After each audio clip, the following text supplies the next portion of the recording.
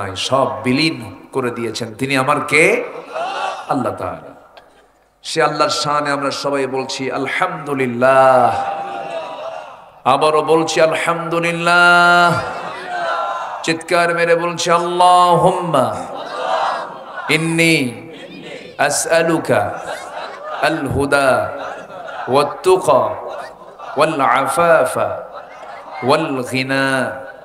সবাই বলি আল্লাহুম্মা আইন্নি আলা যিকরিকা ওয়া শুকরিকা ওয়া হুসনি ইবাদাতিকা।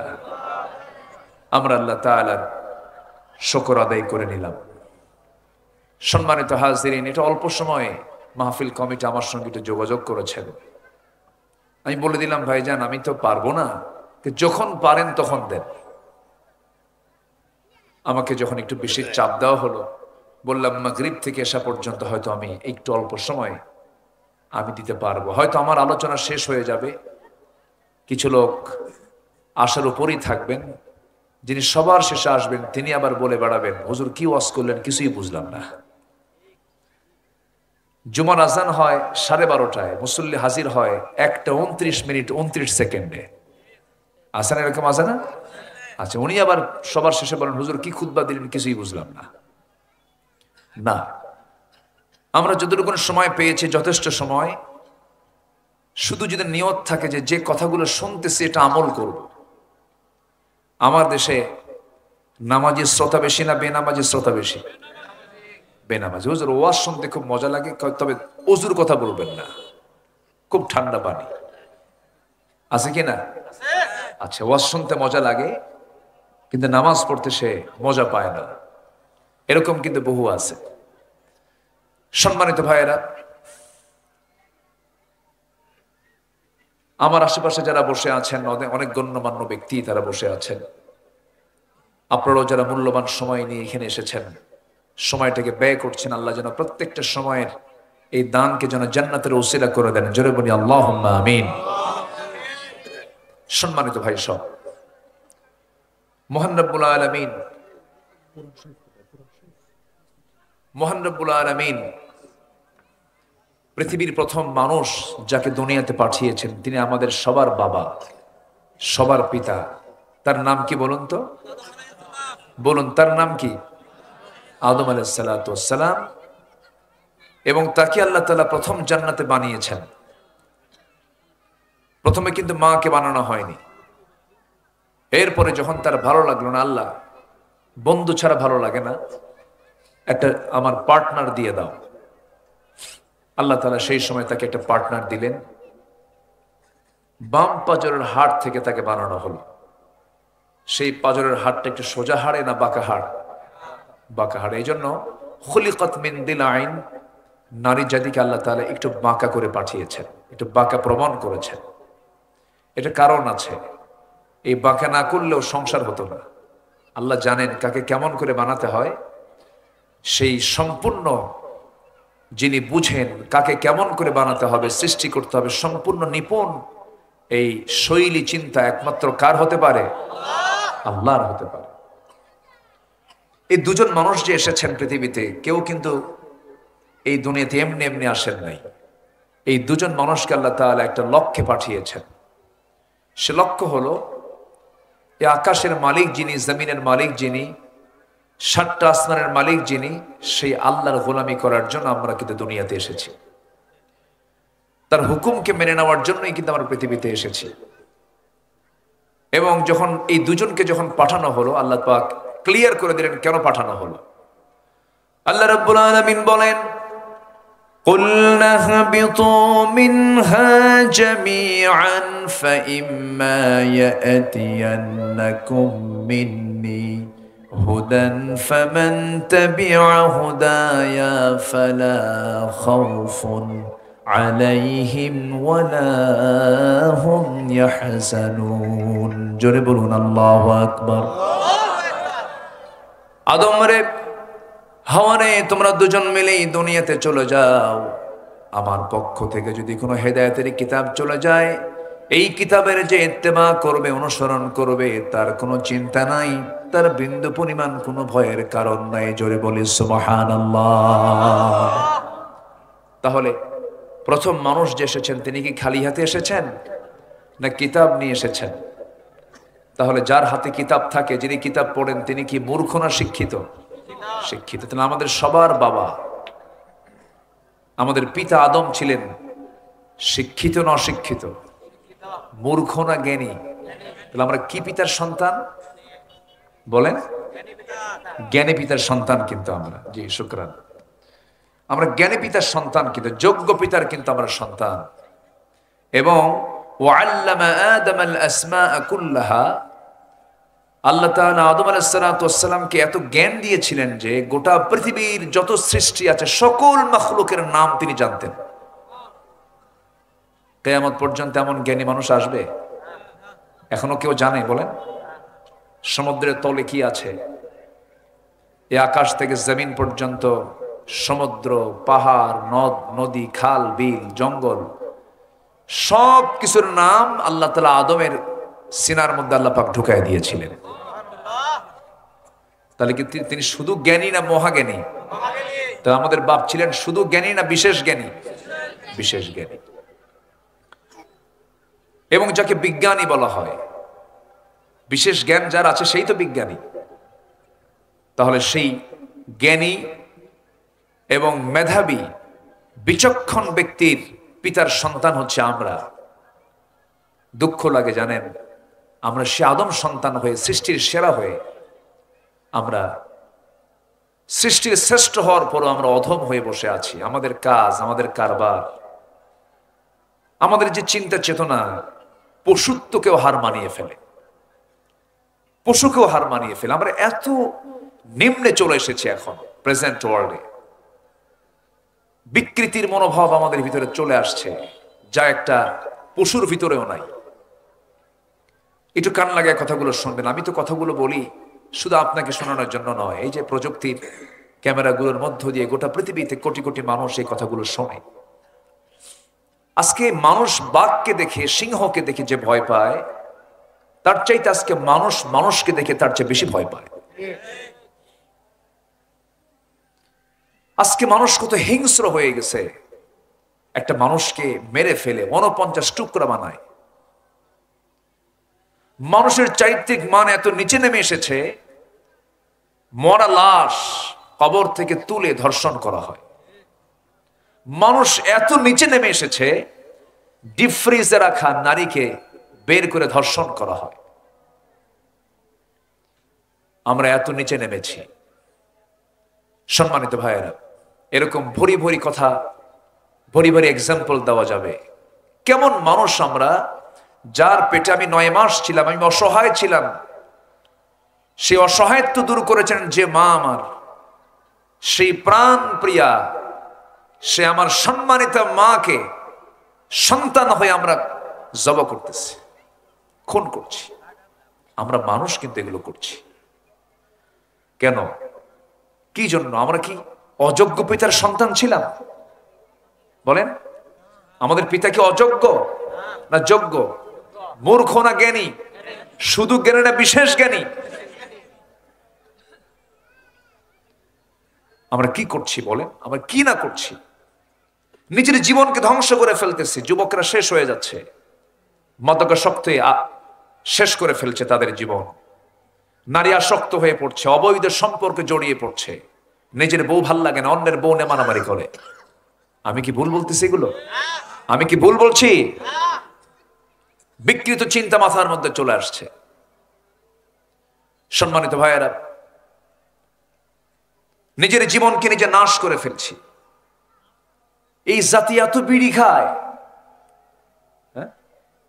এত বিড়ি এই জাতি খায়। ওরে বাপ রে বাপ, এক বেলা ভাত না হলে সমস্যা নেই, কিন্তু বিড়ি খাইতেই হবে। 53 বছর এই স্বাধীনতার বয়সে প্রত্যেকটা বাজেটে অর্থমন্ত্রীরা বিড়ির দাম কমাইছে না বাড়াইছে? বলেন, কমাইছে না বাড়াইছে? কিন্তু যারা বিড়ি খায় তারা কি বলে জানেন? প্রয়োজনে বাড়ি বেঁচে খামো। তুই কি বাড়াবি বাড়া। আবার মাহফিল এসে বলে কি, হুজুর বিড়ি খাও কি জায়েজ আছে? মানে উনি জায়েজের চেষ্টায় আছেন। আপনি জানেন না, বোঝেন না, বিড়ি খাইলে কি হয়? লাংস নষ্ট হয়ে যায়, নিজের শরীর ধ্বংস হয়ে যায়। ওয়ালা তুলকু বিআইদিকুম ইলা তাহলুকা, তুমি তোমার নিজকে ধ্বংসের দিকে ঠেলে দিও না। তোমার এই জীবন নিয়ে আল্লাহ পাক প্রশ্ন করবেন, বিড়ি খাইছো কেন, এটারও প্রশ্ন হবে। আজকে এই মুসলমান নামাজ পড়ে না। আমরা যোগ্য পিতার সন্তান, আমরা শিক্ষিত পিতার সন্তান, সচেতন পিতার সন্তান, আজকে নামাজ পড়ে না। মাত্র অনলি 5% মুসলমান আমার দেশে নামাজ পড়ে। যে দেশে 92% মুসলমান, লেটেস্ট জরিপ এসেছে, এটা আমাদেরকে আগে কম দেখানো হতো, কম বলা হতো। এখন 92% মুসলমান আমার দেশে বসবাস করছে, আলহামদুলিল্লাহ। কিন্তু মুসলমানদেরকে সাজানো হয়নি। বিগত 16 বছর গুরুত্বপূর্ণ পদে থেকেছে ওই 8% লোকগুলো। আমার কথা কি বুঝতেছেন আপনারা? গুরুত্বপূর্ণ পদগুলো নিয়েছিল হলো 8% লোকগুলো। অথচ ট্যাক্স আমরা যদি দেই 92 কোটি টাকা, তারা দিয়েছে 8 কোটি টাকা। তাহলে বেশি ট্যাক্স কারা দেয়? আমরা দেই। অথচ সুযোগ সুবিধা ভোগ করেছে ওরা। সেই পথ বন্ধ হওয়ার পথে, ইনশাআল্লাহ বলেন, জোরে বলে ইনশাআল্লাহ। তাদের পথ আমরা বন্ধ করব না। তারা যা পাবে ন্যায্য, তারা সেই ন্যায্য পাওনা পাবে।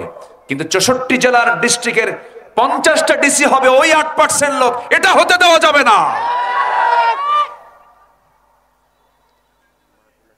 আমার দেশটাকে তারা গ্রাস করতে চায়, কিন্তু এই দেশের মানুষ স্বাধীন চেতা, খেপে খেপে খেপে না। যদি খেপে যায় দেশের জনগণ, তখন আর ছাড়ে না। তার বড় প্রমাণ আমরা কয়েকদিন আগেই পাইলাম। পাইছি না? পাইছি না? চলে গেল, বউটা কাঁদবে, সেন্সলেস হয়ে যাবে। 2-3 দিন খাবে না, 3-4 দিন বলবে আমার স্বামী ছাড়া বাঁচবো না, আমার স্বামীটা কোথায় গেল। হাউমাউ করে কাঁদবে, শোকাহত হয়ে পড়বে, সেন্সলেস হয়ে যাবে। 7 দিন পর থেমে যাবে, খাওয়া স্বাভাবিক হয়ে যাবে। 1 মাস পরে সেই বউটার মুখে হাসি ফুটবে। 2 মাস আরো ভুলবে, 4 মাস আরো ভুলবে। শ্বশুর বাড়ির লোকজন তোমার বউটাকে নিয়ে চলে যাবে, অন্যত্র বিয়ের বন্দোবস্ত করে দেবে। বিয়ে শাদী হয়ে যাওয়ার পর, নতুন স্বামী পাওয়ার পরে তোমার সেই বউটা তার আব্বা আম্মাকে জানিয়ে দিবে, আব্বা তোমরা সিদ্ধান্ত ভালো হয়ে নিয়েছো, আগের স্বামী চাইতে এই স্বামীটা আমার আরো ভালো। এটাই দুনিয়ার নিয়ম। কেউ আমার আপন না, বাবাও আপন না, মাও আপন না। সব আমার পর একদিন হয়ে যাবে, সব কিছু আমার একদিন ডিস্টেন্স হয়ে যাবে। কিন্তু যিনি কোনোদিন আমার থেকে কোনোদিন দূরে যাবেন না, যিনি আমাকে কখনো ভুলবেন না, একটা বারের জন্য চিৎকার মেরে বলুন, তিনি আমার কে? কে? আল্লাহ। সে আল্লাহকে চেনার একটু আমরা চেষ্টা করি। আসিয়া কাকে চিনেছেন? আসতে হলো না, কাকে চিনেছেন? রাষ্ট্রীয় প্রোটোকল, একটা রাষ্ট্রপতির বউ। চিন্তা করেন আপনি, কম বড় পদ না। কিন্তু বলুন তো, চেয়ারম্যান বড় না চেয়ারম্যানের বউ বড়? বলেন, কে বড়? চেয়ারম্যানের বউ বড়? বউ বড়, হ্যাঁ। আপনি যত বড়ই হুজুর হন না কেন, আপনি যত বড়ই বড় বুজুর্গ হন না কেন, বউয়ের কাছে অত বুজুর্গই খাটে না। তুমি কত বড় হুজুর আমার জানা আছে, বসো। কথা বোঝেন নাই?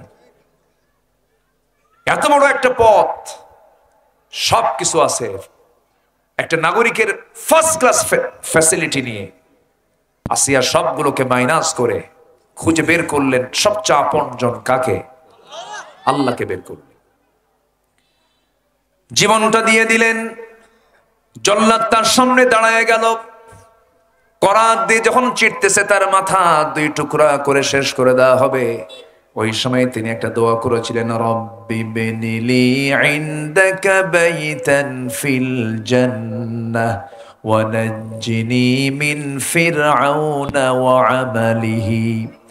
আল্লাহ তুমি আমার জন্য বানায় দাও, ইনদাকা তোমার কাছে, বাইতান একটা ঘর, বুয়ুতুন বহুবচন, বাইতান এক বচন, একটা ঘর তুমি আমাকে শুধু দিবা, সেই ঘরটা হওয়া চাই ইনদাকা, তোমার ঘরের দেওয়ালের সঙ্গে তুমি আমাকে একটা ছোট্ট ঘর বানায়া দাও। জোরে কোন সুবহানাল্লাহ।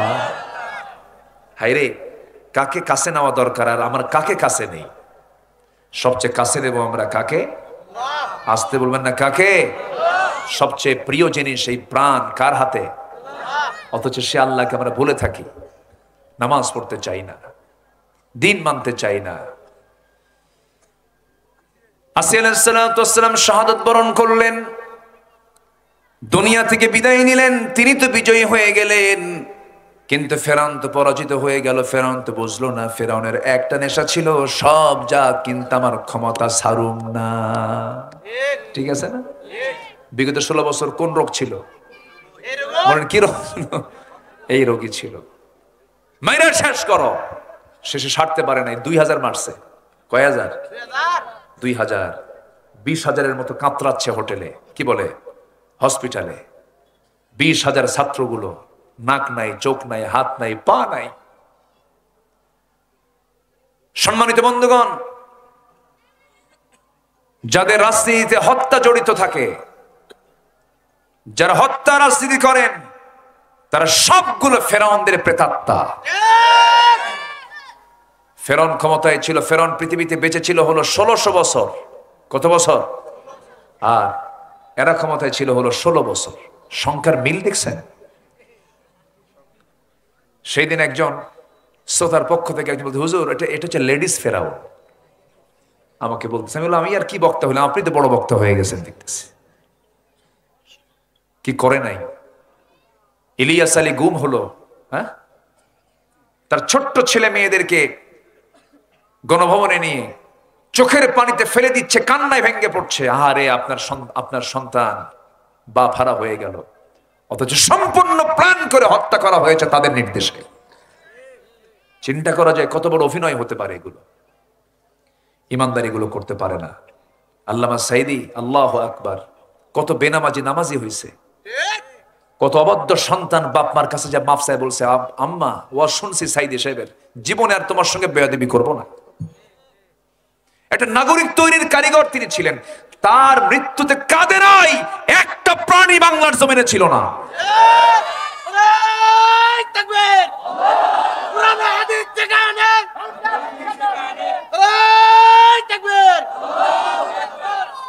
আরে কেমনে তাকে মারলো?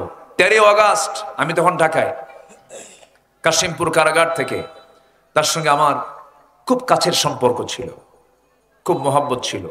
উনি যখন জেলখানায়, তার ছেলেকে ডাক দিয়ে বলে, তুমি আব্দুল্লাহ আল আমিনকে আমার মাথার টুপিটা দিয়ে দিবা, আমার জুব্বা দিবা। আমাকে খুব ভালোবাসতেন। ওনার মাদ্রাসা দারুল কোরআন সিদ্দিকে কামিল মাদ্রাসা খুলনা, ওনার প্রিয় জায়গা ওটা। উনি বলেছেন এই মাদ্রাসার চত্বরে যেন আমার কবর দেওয়া হয়। এটাও রাখা হয়নি কথা। ওসিয়ত রাখার দায়িত্ব হচ্ছে, একটা মৃত ব্যক্তির ওসিয়ত পূরণ করা হচ্ছে গুরুত্বপূর্ণ কাজ, এটাও পালন করতে দেওয়া হয়নি। ভালোভাবে জানাজা করতে দেওয়া হয়নি। কাশিমপুর জেলখানা থেকে তাকে ধরা হলো, তাকে বের করা হলো, চিকিৎসার নাম করে বললো আপনি অসুস্থ। আমি নিজে তো জানি না আমি অসুস্থ। জোর করে নিয়ে শাহবাগ হসপিটালে ভর্তি করে পয়জনিং করে, বিষ প্রয়োগ করে তাকে হত্যা করা হয়েছে। এই তাফসীর মাহফিলের এই প্ল্যাটফর্ম থেকে আমরা সুস্পষ্ট জানান দিতে চাই, টুডে এন্ড টুমরো চূড়ান্ত শাস্তি যারা আল্লামা সাইদের হত্যার সঙ্গে জড়িত, চূড়ান্ত শাস্তি বাংলার জমিনে বাস্তবায়ন করতে হবে। রাজি আছেন কারা কারা? হাত উঁচু করে দেখান মুসলমান।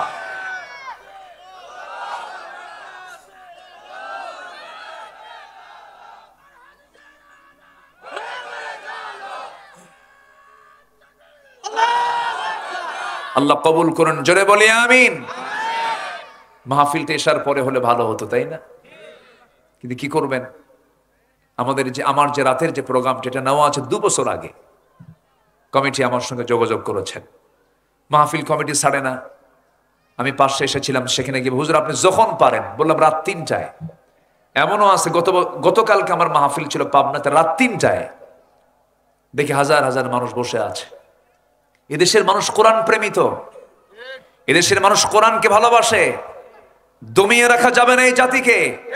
এই জাতি জেগে ওঠা শুরু করেছে। আগামী দিন হবে কোরআনের দিন, ইসলামের দিন ইনশাআল্লাহ। সিরিয়ার খবর জানেন? সিরিয়া, হ্যাঁ, হাফিজ আল আসাদ, তার কুপুত্র বাশার আল আসাদের পতন হয়েছে।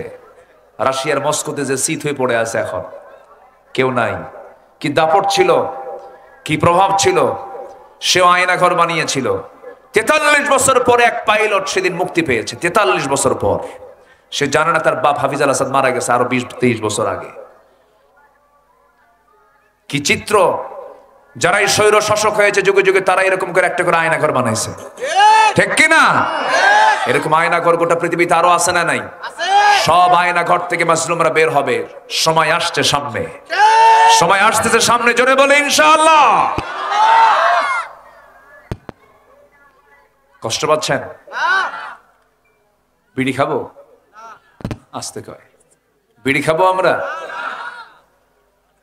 নামাজ না পড়ে থাকবো? সবাই কি নামাজ পড়বেন? সবাই কি নামাজ পড়বেন? আল্লাহ নামাজি বানান, জোরে বলি আমিন। আগে নিজের 1.5 হাত 3.5 হাত বডিকে আগে সুন্দর করে সাজাই। সমাজ তো দূরেই থাকলো, রাষ্ট্র দূরেই থাকলো, 3.5 হাত বডির এই 3.5 হাত দেহের রাষ্ট্রপতিকে আমি নিজেই তো রাষ্ট্রপতি। আমার মাথা থেকে পা পর্যন্ত 3.5 হাত বডি, এই বডি সবকিছু নিয়ন্ত্রণ শক্তি আল্লাহ তাআলা আমাকে দেন নাই? আমি চোখ দিয়ে তাকাই, অন্যকে তাকাই নাকি? আমি হাত দিয়ে কাজ করি, তাহলে আমার মাথা থেকে পা পর্যন্ত এই বডি নিয়ন্ত্রণ করতে হবে কার? আমাকে। এই চোখ দিয়ে বাজে কিছু দেখা যাবে না, এই কান দিয়ে বাজে কিছু শোনা যাবে না, এই হাত দিয়ে ক্ষমতা আছে বলে থাপ্পড় মারা যাবে না। যারা থাপ্পড় মেরেছে, যারা গুলি করেছে, তারা আজকে কোথায়? কোথায় তোমরা? এই কটিয়ে দিতে আমাকে মাহফিল করতে দেওয়া হয় নাই। 2-1টা মাহফিলে বাধা দিয়েছে, কিছু মাহফিল করেছি, বাধাও দিয়েছে, মাহফিল করতে দেয়নি। পাকুন দিয়ে বন্ধ ছিল, কিছু ফেরেশতারা বন্ধ করে দিয়েছিল। সম্মানিত ভাইয়েরা, সম্মানিত বন্ধুগণ, পরিবেশ যখন পেয়েছি, সময় যখন পেয়েছি, সব দেখেছি, আমরা একটু কোরআনকে দেখতে চাই ইনশাআল্লাহ। কোরআন দেখবো না? কি কোরআনকে দেখবো না আমরা ইনশাআল্লাহ? কোরআন সব জায়গায় চালু হোক, সবাইকে আমরা চাই, সবাইকে আমরা চাই। আল্লাহ কবুল করুন, জোরে বলি আমিন। আরো জোরে আমিন, আরো জোরে আমিন। আমার নবীজি কি অসভ্য সমাজ